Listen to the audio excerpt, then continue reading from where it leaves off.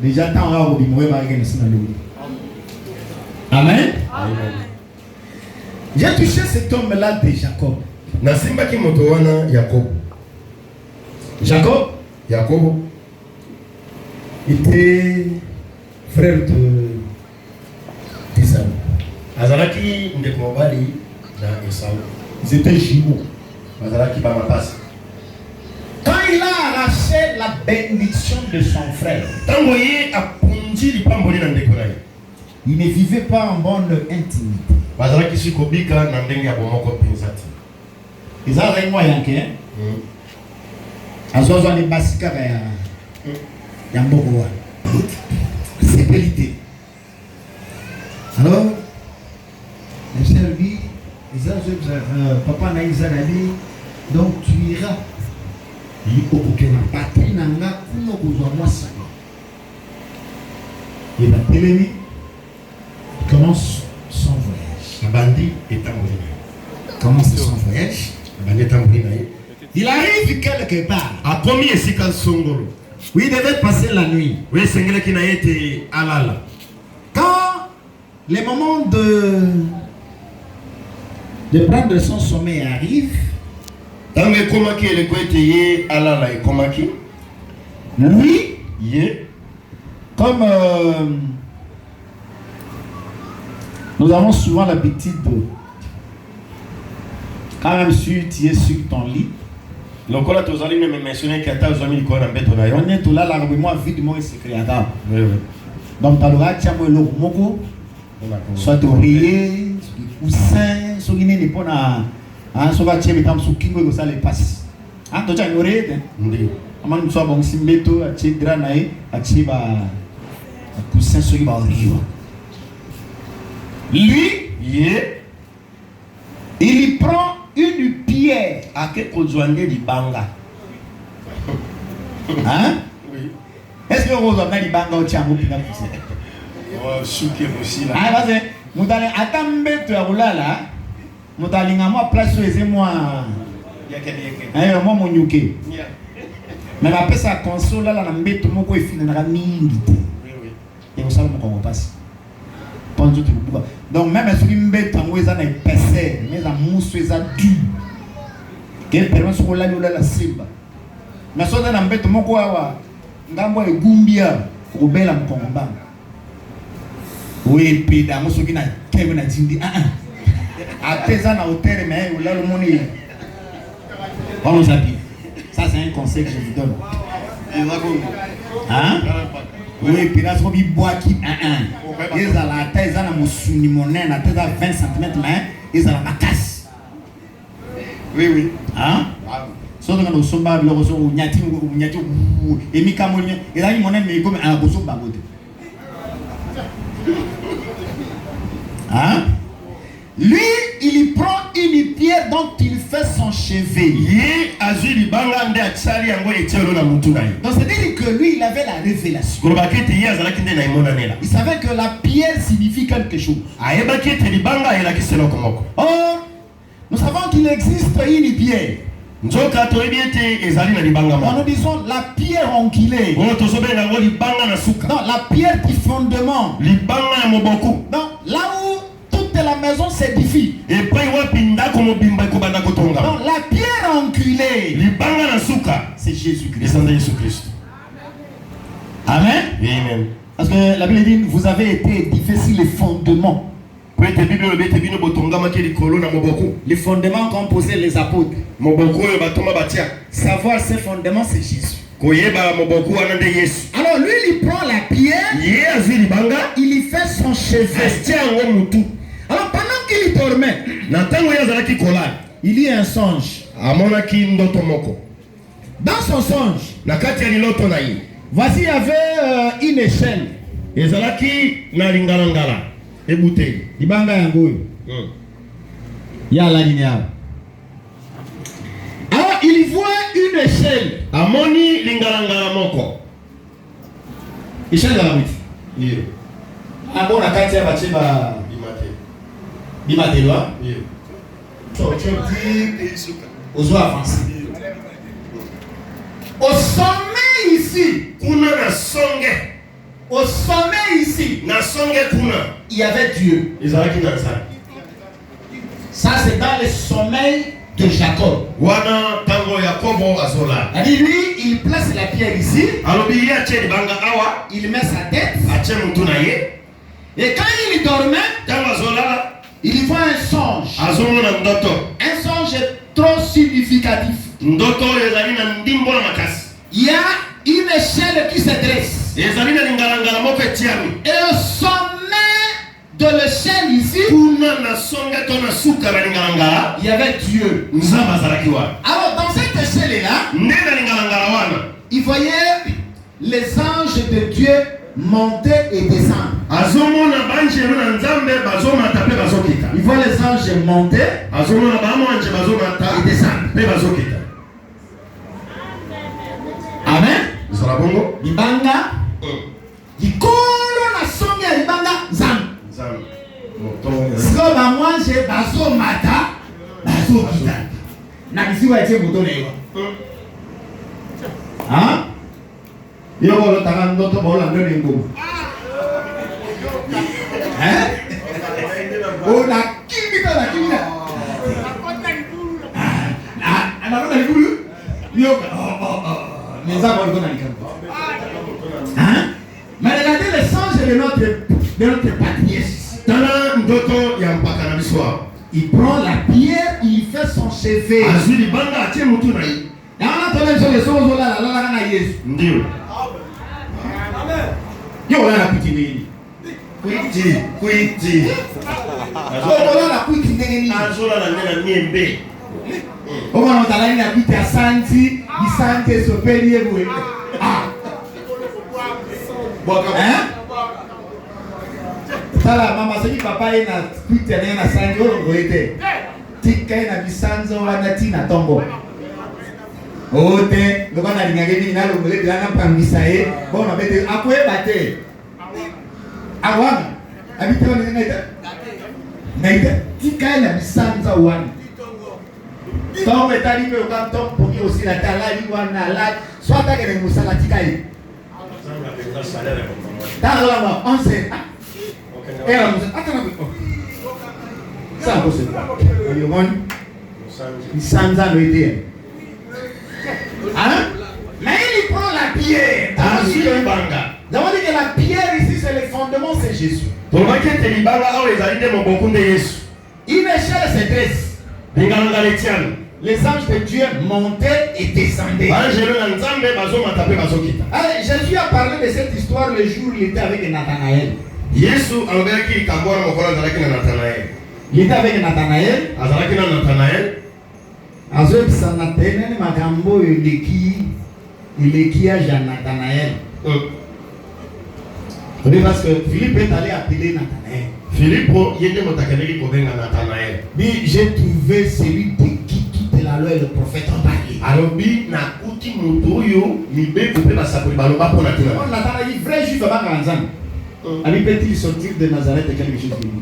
Na Nazareth, eloko mutu ya eko bima kuna. Comme Philippe n'avait pas encore bagage à Magamanzambe, Aïbisa m'a dit viens et foi. Yaka omona. Amen. C'est pas quand on te donne l'invitation d'aller remettre à quelqu'un. Ce qui va pêcher au cas ça que le pêche à moi. Quand on te dit qu'il n'a pas de nom, on va bien yaka kaka oyuka. Yaka. Quand il viendra ici à Obet et la Yesu mabok. Sors. Parce que l'enseignement, nous l'avons parce que nous nous confions en Jésus. Biso il a accès pour tous nous pêcher à Yesu. Et quand vous prenez comme décision de ne prêcher que Jésus va t'accompagner. Quand on ozui mitindo que to côté bobe Yesu akotalisa. Que Dieu bénisse tout son nom de Jésus. Voilà papa bénisse sur la combo na Yesu. Il arrive ici comme ça. A komi boye. Tant dans la Yesu, Yesu a dit que tant avant cause à la mosuka avant que Philippe a béni dans la monakio. Philippe a kamwe grave. Ado kamwe makambo comment on suma kama minen. Alors lui je suis dans Jean. Dans mokanda Yohane. Chapitre 1er. Mokanda na Yohane njela. Verset 50 et 50 il dit ceci. Kotanga na tout kumitano. Jésus lui répondit. Yesu azongisa. Parce que je t'ai dit que je te vis sous le figuier, tu crois. Zambina lobela ki ete na mono ki na sera nzete na musuke yango ndimi. Tu feras de plus grandes choses que celles-ci. okomona makambo minene koleka oyo. Et il dit, Père Bélier, en vérité, solo se solo, vous verrez désormais le ciel ouvert. okomona sasa hii pilo na kufungwa. Et les anges de Dieu montaient et descendaient au-dessus du Fils de l'homme. Banjelu na nzambe bazomata pe bazokita likolo na mwana moto. Amen. Amen. Tous ensemble, hein? Dieu. Yes, en face, il y a Nathanaël. Abika pona biso ke na mona kyo kuna sima na musuke ya mondimi okomona su makamba minene kulikao. Abi ça c'est vous verrez. Abi okomona le ciel ouvert. Lola kufungwama. Le ciel ouvert. Lola kufungwama. Et les anges de Dieu pe banjelu ya nzambe monter bakomata et descendre sur le Fils de l'homme. pe bazokita likolo na mwana moto. C'est là nous comprenons ici que wana nde tososoli awa ete la pierre que Jacob avait placée, libanga oyo Yakobo ayebaki kotia mutu c'était le Fils de l'homme. ezalaki nde mwana moto. Et ici le ciel était ouvert. pe awa no ezalaki polele Parce que Dieu était au ciel. po ete nzambe azalaki na Et makolo les anges de Dieu montaient pe banjelu ya nzambe bazokita pe bazokita na nzela na lingala wana. c'est là ça se confirme que yango ezondimisa ete la voie autorisée pour aller vers Dieu nzela oyo epesami mpona kokende mpa na nzambe se trouvait sur cette pierre. eza nde likolo na libanga oyo. Amen. Amen. Donc quand on monte sur la pierre, kolobaki ete ntango oyo mati na libanga qui est Jésus, oyo ezali yesu on a l'assurance de voir le Père. wana ozali na bosukisami ya komona tata. Et ça dit quoi? isaya alobi nini? Ah, c'est Jésus sur le chemin. po ete yesu nde aza nzela. Ce chemin-là, alobi na nzela wana celui qui l'emprunte, moto ya kokota même si c'est un insensé, ata azali elema il ne sera pas égaré. ye akobunga te. Nzela wana. Tani soso kiti na nzela wana. Nzela wana Yesu. Yesu. Tant kotika na nzela tambula, ata oze soba. ate bebe Ata oze elema. ekete Okemela ozo tetaka bongo ti. Okomona nzambe. Amen. C'est vrai, le chemin que nous vous présentons, yango nzela biso topesa bino c'est Jésus de Nazareth. eza nde yesu wa nazareti. Donc quand tu es avec Jésus, soki ozali na yesu quand tu marches avec Jésus, ntango ozotambola na yesu quand Jésus te tient à la main, ntango yesu asimbi yo na loboko destination le ciel. wana mpenza suka na yango lola Amen. ezala bongo. Alors que Jésus appelle ça moi pouvoir na bébana basali na. Hein? Il dit à Pierre quoi? alobi na petelo nini? Il dit Pierre, alobi petelo je te donne les clés du royaume. nazopesa yo mafungola ya lola. Mafungola, comprenez-moi très bien, là que nous sommes allés malais. Mafungola ya lola il répand à Yesu. Ouais. Akamata mi Pierre, mafungolo yo tata pesaka ya lola. Na pesio na tala. Responsabilité. Donc Pierre n'est pas dit wa simbi mafungola ya lola. On parle de plusieurs clés hein. azoloba mafungola ebele Hein, je crois que c'est ça. na banza bongo. Je te donne pas la clé, mais les clés. naopesa lifungola lioko te mafungola. Clé à vie, lifungola bomoi, clé à guérison, lifungola ya lobeko, clé à bénédiction, lifungola ya lipamboli, clé à kimia, lifungola ya kimia, clé à bonheur. na bongo Sois nyonso na kombo na Yesu. Donc na nyonso ya Dieu yele pa nzambe soit au nom de Jésus. Amen. Il dit celui que tu ouvriras alobi ye oyo yo kofongolela ye la porte ekuke il entrera. akoingia. Allez, un serviteur de Dieu. kobaki ete mosali ya nzambe Anakoka osimba omwe. Ayeloti. Allez, kota na lola. Okoti mpe. Hein? Okoti na lola. Okoti. Tika na lola. voilà.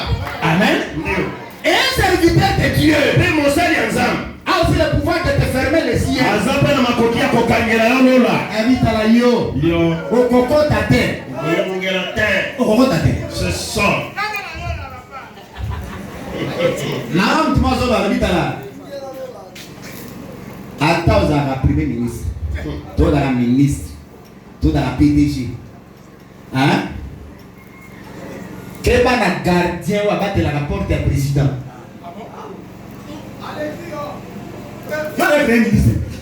Mais il va tirer un bolombo wana lo batela la porte ya président. So abo kota te.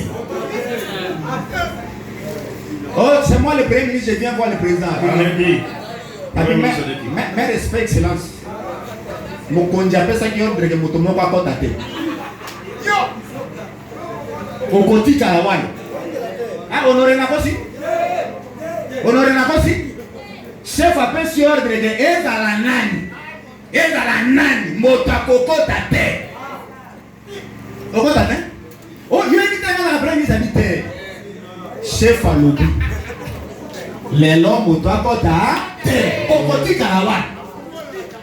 Alors, ici, Jésus dit, je te donne les clés du royaume. Ah, ouais, sur le bien qu'il n'a pas si on m'a fondé à l'eau. Alors, le serviteur mérite plus de respect. Yamwana Moussana Nzambe a bongi na memia makasi. Moussa, il faut tout ça, il trop. Il faut tout ça, Moussa. D'abord, on dit, naïe, pour que ça ait bonheur et coquille naïe. Amen. Alors, il était avec vous, mais Dieu l'a pris. Jacob avait 12 enfants. Mais Dieu retire Lévi. Lévi devient ma part. Lévi devient une propriété de Dieu. Et Lévi, Dieu l'appelle l'homme saint. Amen. Pourquoi mon sang est dans la force à vous douter? Le roi de c'est le gouvernement. Il suffit que le président a l'ordonnance, c'est Yo comme président. C'est Yo comme ministre de l'hydrocarbure. Dans le chat. Mais peut-être pas l'idée. Comme ministre. Tout le monde est et que c'est lui. Au moins, on va dans la petite terre comme ministre. Alors, nous sommes moi ça là, alors que nous sommes mon sang. Attends, vous êtes un habillé. Peut-être que vous allez les caractères, nous sommes bataillés mon sang. Amen. C'est moi Jésus a dit, déjà vous êtes pris à cause de la parole que je vous ai annoncée. En écoutant seulement cette parole, vous devenez saint. Alors, quand vous avez le rôle à Mozambique, c'est là que tu as rendez-vous. Tu vas piquer rendez-vous. Tu vas le rendez-vous. Tu vas y rendez-vous. Parce que nous sommes l'échantillon des fils de Dieu céleste sur la terre. Non,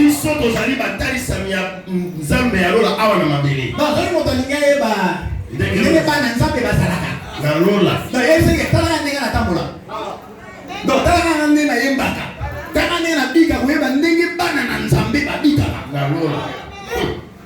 Amen.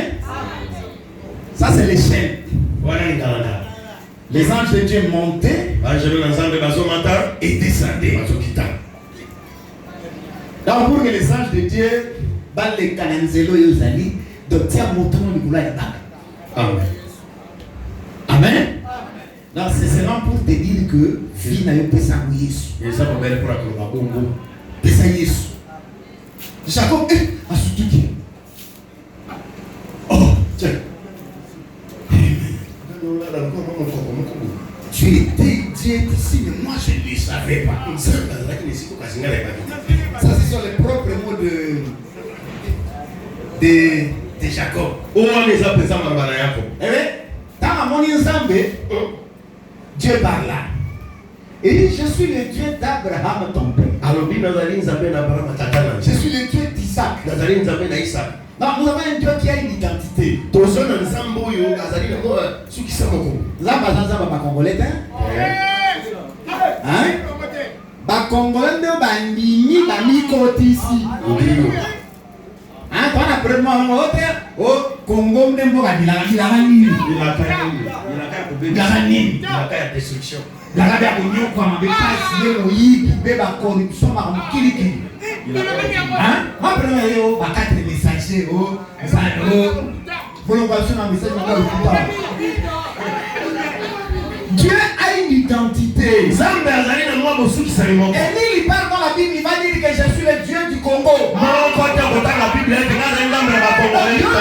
Particulièrement Nima Yesu, au compte de la famille chrétienne. Il dit, je suis le Dieu d'Abraham ton père. Et le Dieu d'Isaac. La terre sous laquelle tu as couché, je la donnerai à ta postérité. Les promesses de Dieu sont toujours debout. La terre sur laquelle tu as couché, je te donne à toi et à ta postérité. Amen. Amen. Donc la promesse à Zambie.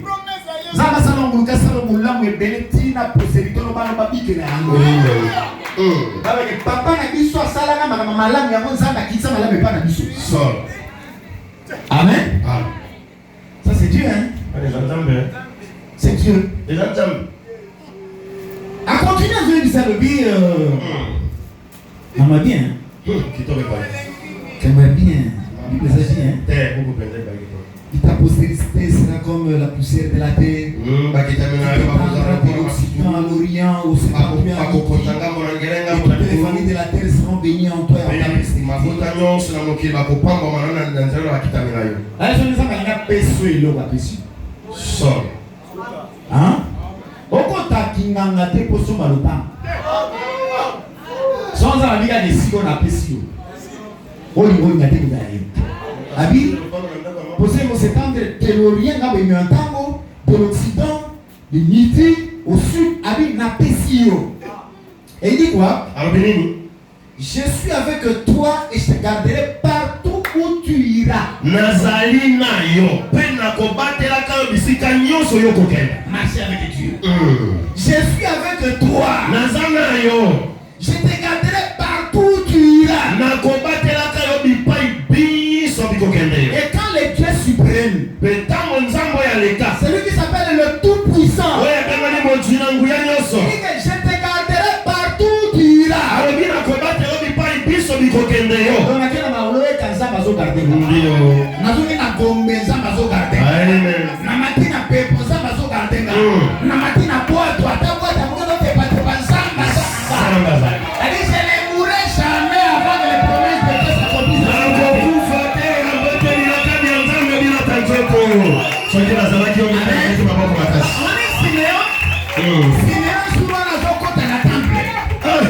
Il prend les petits enfants, assis bien à ma boca. Parce que quand il a dit ça, que tu ne pourras jamais avant que tu n'aies vu le Fils de Dieu. Alors, moi, on a dit assis bien si maintenant, Seigneur, tu laisses ton serviteur s'en aller en paix. Parce que les cieux ont vu le salut. Le salut que tu as promis à Israël.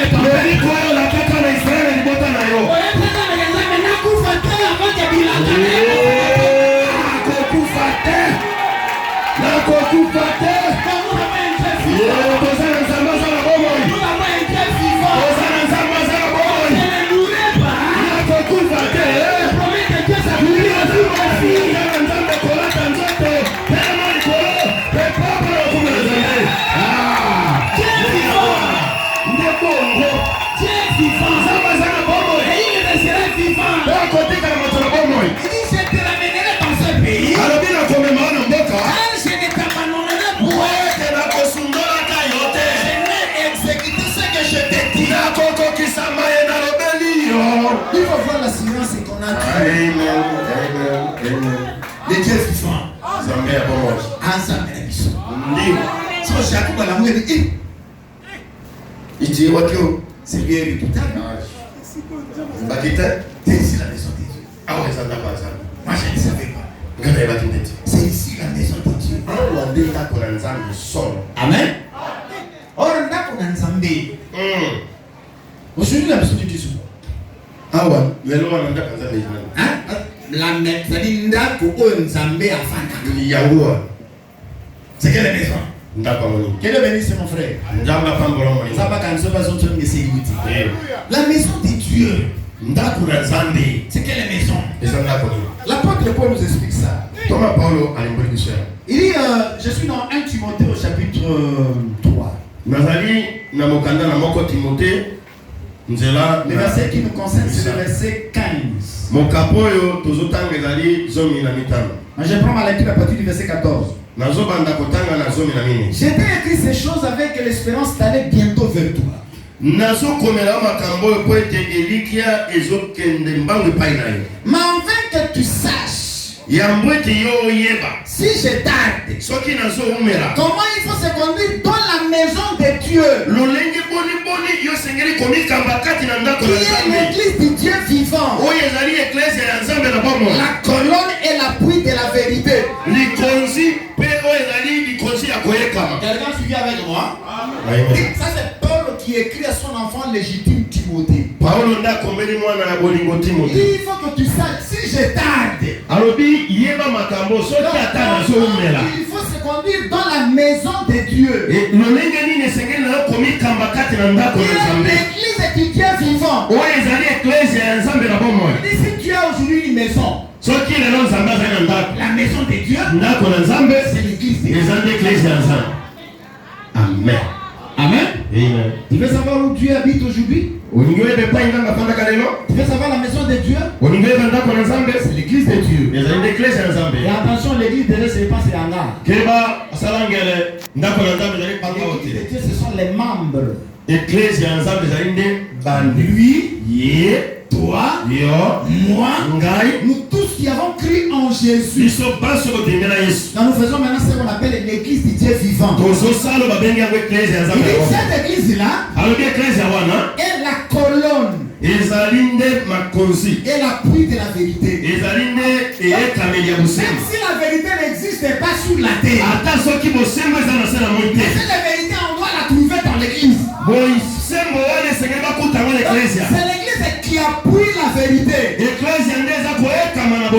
Si tu as quelque part là où il n'y a pas la vérité, Amen. Pour nous les avoir ratés.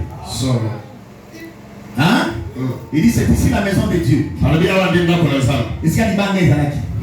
Il prend cette pierre là, il fait un monument. Abengi comme on est qu'on a Bethel. Bethel signifie la maison de Dieu. Donc ici quand on est adressé qui awa ndako na nzambe ici quand on est en l'église.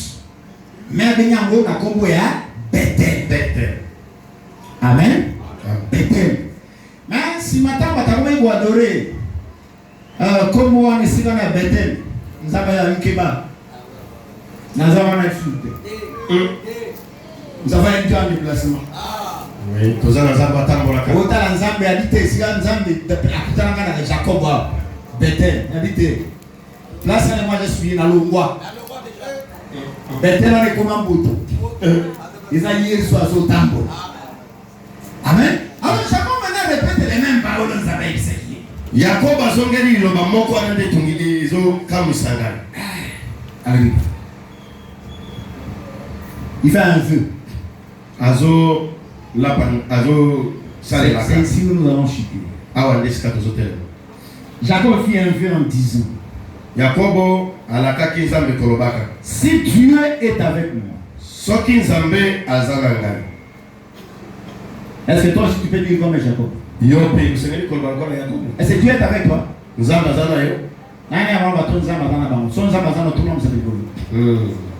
Ah, gloire à Dieu, c'est toute l'église.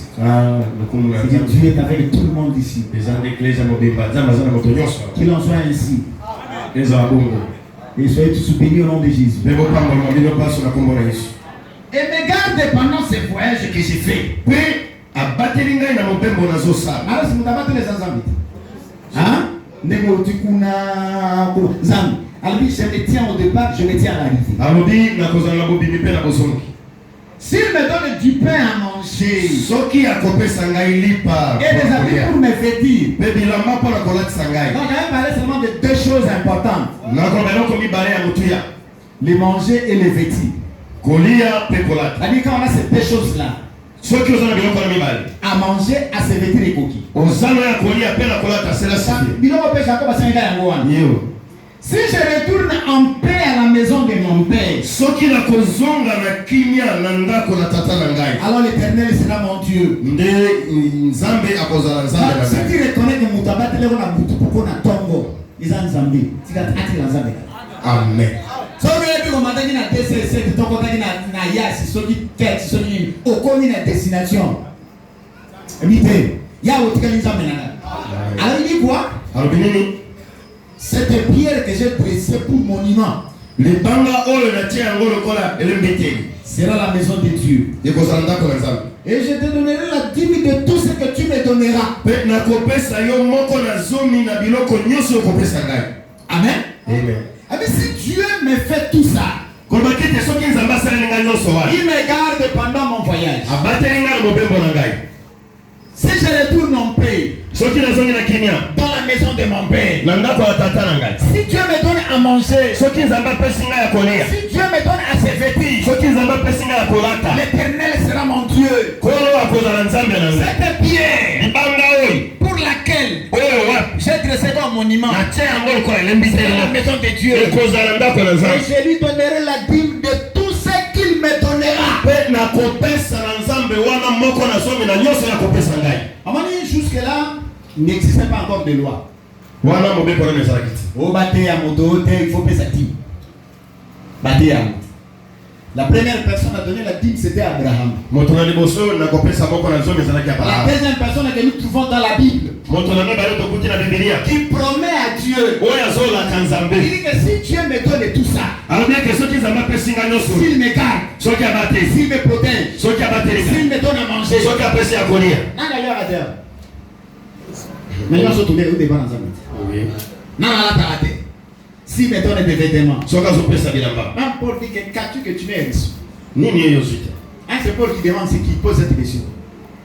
Qu'as-tu que tu m'aies reçu? Oyo wapi yo ozwa te. Et l'on connaît Nioza Nango Oyo Ouzouate.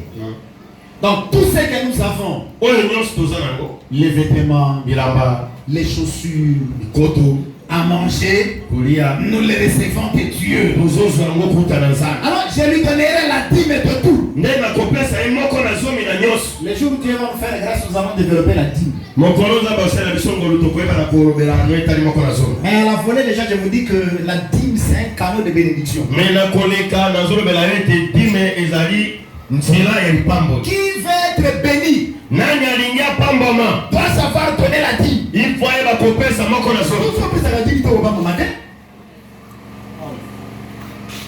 Donc moi je voudrais que quand on va commencer à appliquer ces choses, Ngai nazolingi eke ntango tokobanda kotala makambo. quand je travaille, on me paye, je mets à côté ma dîme. Soki ba nazosala mosala bafuti ngai natie dime na nzambe na moko. Je fais mes affaires. Nazosala makambo na Je ngai. réalise un bénéfice. Nazwi mo matabisi. Je sors ma dîme. Nabimisi moko na zomi na ngai. Baotu kokabela ngai, nabimisi dîme na bisi. Pourquoi? Mpona nini? Parce que la Bible dit mettez-moi de la sorte à l'épreuve. Biblia ezoloba ete bomekana no ngai.